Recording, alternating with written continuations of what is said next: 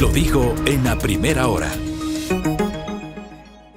Son ya las 6 de la mañana con 46 minutos, amigos, y como lo anticipamos, empezamos ya nuestra ronda de entrevistas aquí en A Primera Hora y vamos a dialogar en los próximos minutos con Gabriel Pereira, él es jurista, y dialogaremos acerca de la demanda de inconstitucionalidad contra decretos ejecutivos sobre las funciones de la vicepresidenta Abad. Precisamente hace unos días ya la Corte Constitucional se pronunció sobre este tema y admitió a trámite justamente una demanda de inconstitucionalidad en contra de 2 decretos ejecutivos que fueron firmados por el presidente Daniel Noboa y que dispusieron el traslado de la vicepresidenta Verónica Abad hacia Israel para ser embajadora de la paz en el marco del conflicto entre Israel y Palestina. Esta acción fue impulsada precisamente por el abogado Gabriel Santiago Pereira y recayó en el juez constitucional Enrique Herrería. Le vamos a preguntar al doctor Pereira un poco que nos argumente las razones de haber interpuesto estas demandas.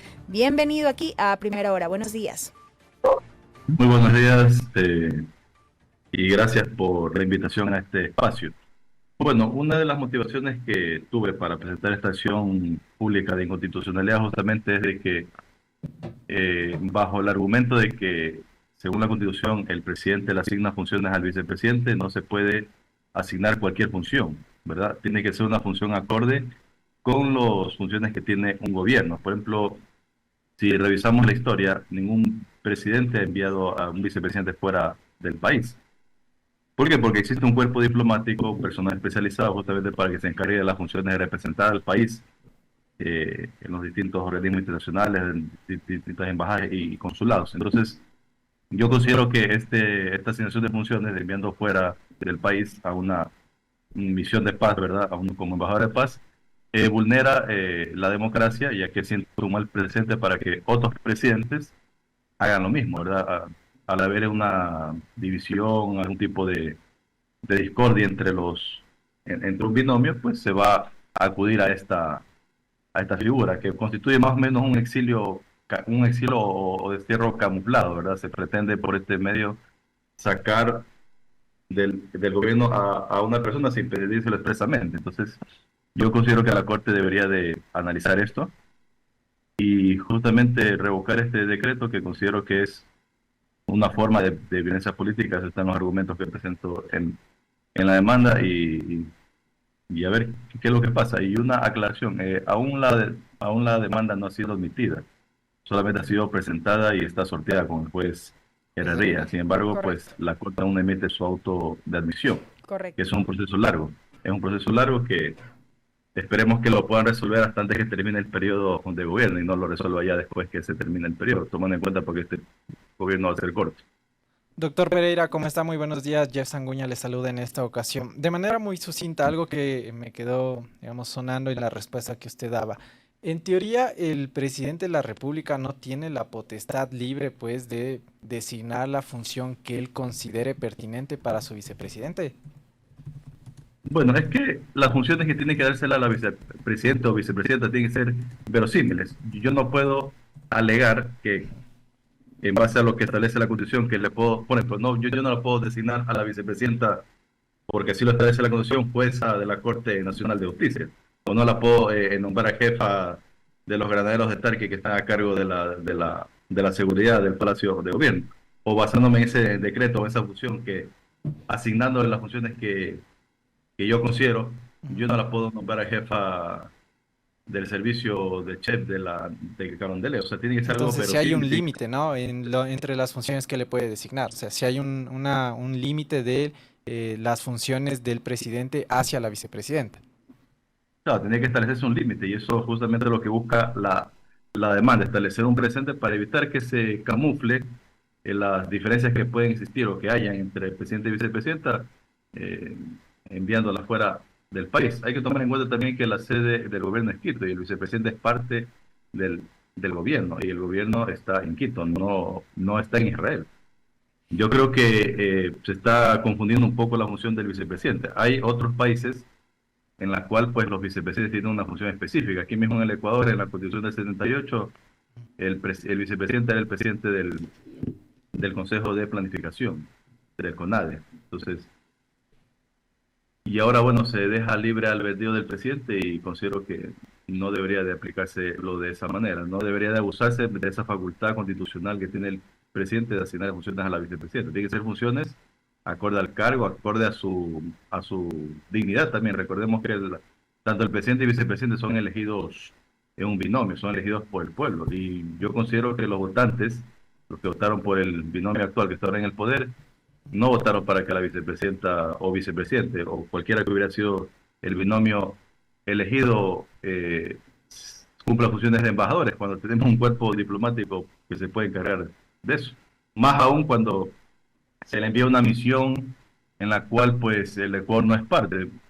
Distinto hubiera sido que se le envíe tal vez a Estados Unidos, a Europa, donde existen ecuatorianos, ¿verdad? Más que todo ahorita la situación migratoria que existe en Estados Unidos, de mucha gente ecuatoriana que han pasado.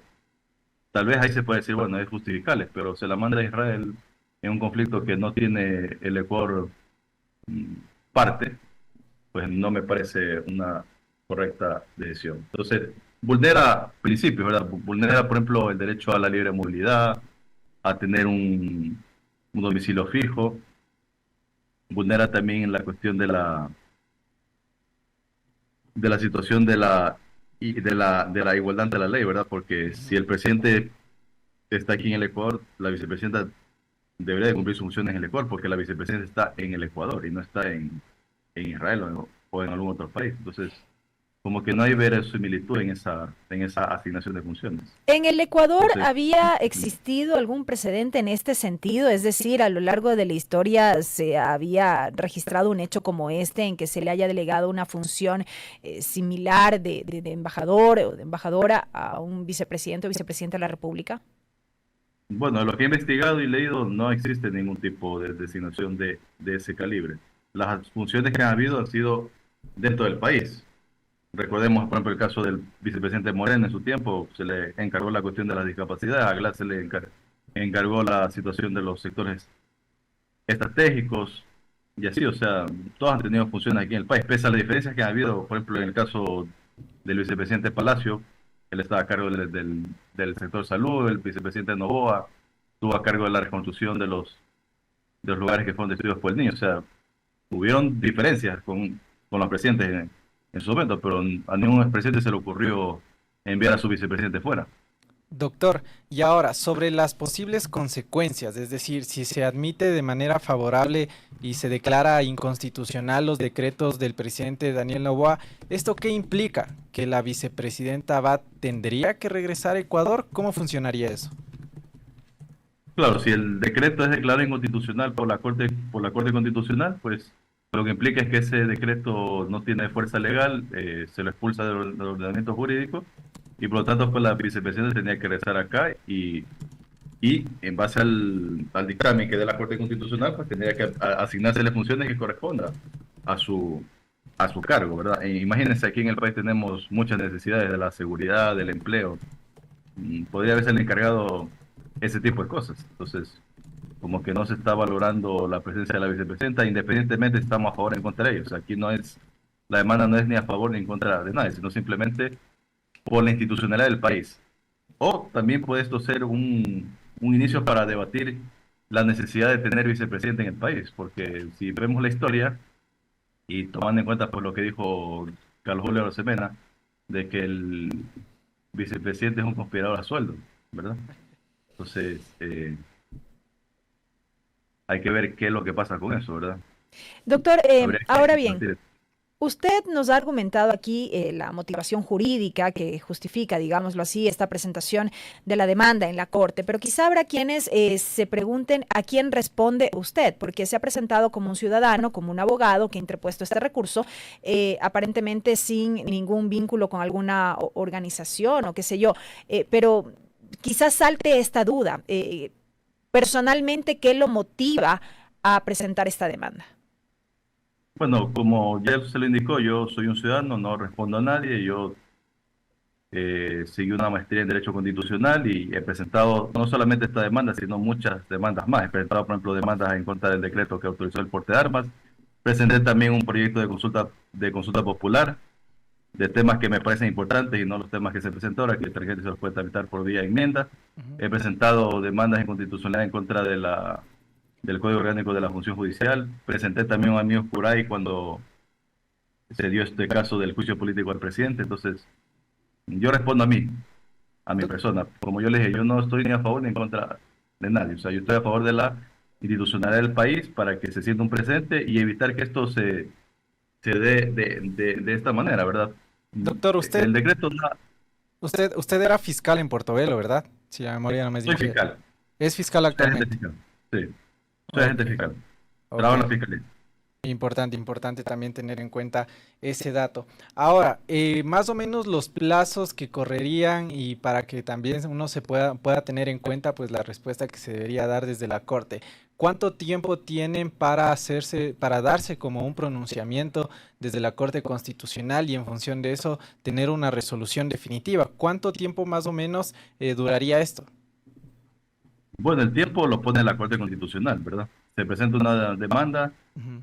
y ahora habría que esperar en la prelación que existen de los otros casos. Ahora la Corte se va a centrar en analizar estas preguntas de la Corte que presentó el presidente. Entonces, no, no sabemos, vemos que hay casos que han salido a los años de que fue presentada la demanda. Entonces, no hay un plazo específico, ¿verdad? Hay que esperar nomás cómo se encuentra de trabajo la Corte y cómo el juez, pues, eh, tome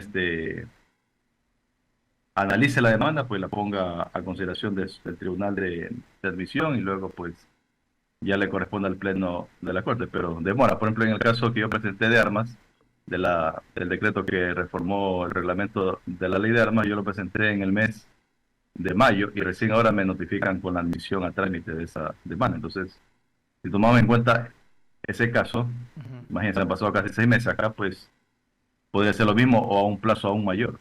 Entonces, eso depende exclusivamente de la Corte Constitucional. En esta intención que usted ha tenido, de pronto, ¿ha tenido algún contacto de alguna manera con la vicepresidenta Verónica Abad? ¿La conoce? ¿Ha dialogado respecto de esta intención? ¿Qué sé yo? No, no, no, yo no he conversado con ella.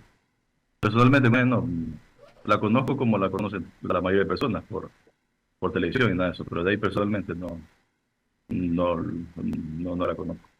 Y no ha tenido ningún tipo de, digamos, de contacto desde su equipo asesor o del círculo de la vicepresidenta, absolutamente nada en ese sentido.